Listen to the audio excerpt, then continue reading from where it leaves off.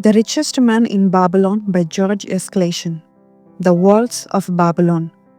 Old Bunzer, grim warrior of another day, stood guard at the passageway leading to the top of the ancient walls of Babylon. Up above, valiant defenders were battling to hold the walls. Upon them depended the future existence of the great city with its hundreds of thousands of citizens. Over the wall came the roar of the attacking armies, the yelling of many men, the trampling of thousands of horses, the deafening boom of the battering rams pounding the bronzed gates. In the street behind the gate lounged the spearmen, waiting to defend the entrance should the gates give way. They were but few for the task. The main armies of Babylon were with their king, far away in the east of the great expedition against the Elamites. No attack upon the city had been anticipated during their absence. The defending forces were small. Unexpectedly from the north bore down the mighty armies of the Assyrians, and now the walls must hold or Babylon was doomed. About Bunzer were great crowds of citizens, white-faced and terrified, eagerly seeking news of the battle. With hushed awe, they viewed the stream of wounded and dead being carried or led out of the passageway. Here was the crucial point of attack. After 3 days of circling about the city, the enemy had suddenly thrown his great strength against this section and this gate. The defenders from the top of the wall fought off the climbing platforms and the scaling ladders of the attackers with arrows, burning oil, and if any reached the top, spears. Against the defenders, thousands of the enemy's archers poured a deadly barrage of arrows. Old Bunzer had the vantage point for news.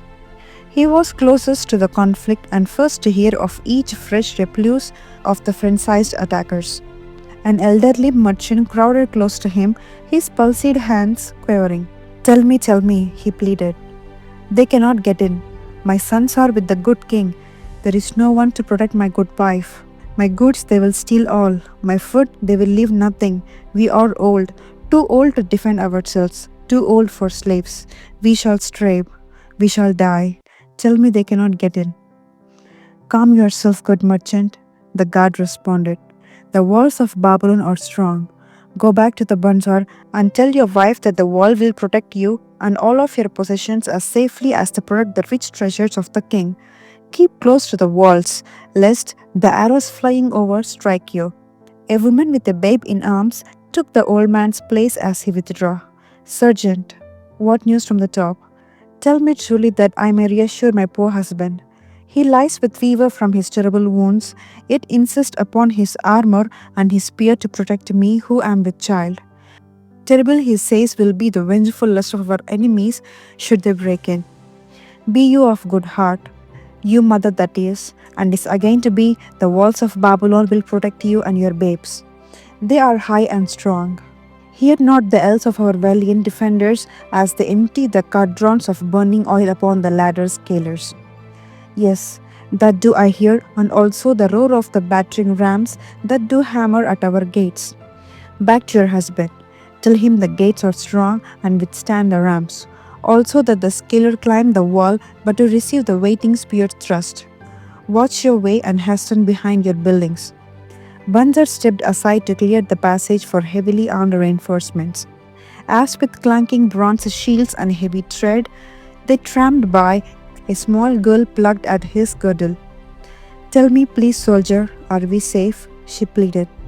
I hear the awful noises. I see the men are bleeding. I'm so frightened. What will become of our family, of my mother, little brother, and the baby? The grim old championer blinked his eyes and thrust forward his chin as he beheld the child. Be not afraid, little one, he reassured her. The walls of Babylon will protect you and mother and little brother and the baby. It was for the safety of such as you that the good Queen Semiramis built them over 100 years ago. Never have they been broken through. Go back and tell your mother and little brother and the baby that the walls of Babylon will protect them and they need have no fear. Day after day, old Bunzer stood at his post and watched the reinforcement file up the passageway. They to stay and fight until wounded or dead they came down once more. Around him, unceasingly crowded the throngs of frightened citizens, eagerly seeking to learn if the walls would hold.